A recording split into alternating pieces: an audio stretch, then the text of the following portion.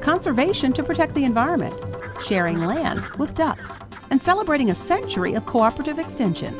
Those stories and more in This Week at USDA.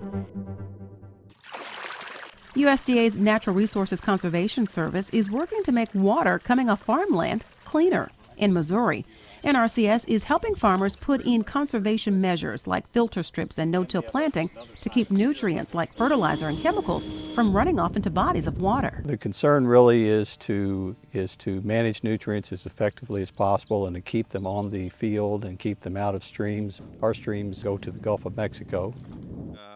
Secretary Vilsack told farm broadcasters meeting in Washington, D.C. that conservation programs are becoming more popular than ever. There are a record number of producers that are engaged and involved in conservation of one kind or another throughout this country. We have contracts and arrangements with over 500,000 producers. We have roughly 374 million acres nationally engaged and involved in conservation. We expect that number to exceed 400 million by the end of this fiscal year.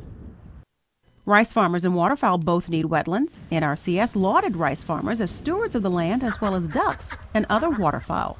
They are constantly having to optimize the use of water, optimize their use of nutrients and other inputs in their operations, and from that they're getting larger harvests, more bushels of rice, but also in this case providing a lot of really valuable water habitat for waterfowl and other migratory birds.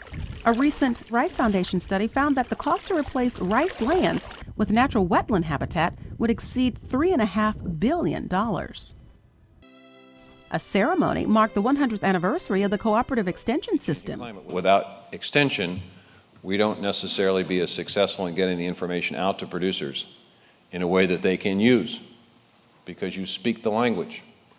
You have the trust and faith of those producers. Why? Because for the last 100 years, you all have been doing an extraordinary job of giving people the information that has allowed them to prosper.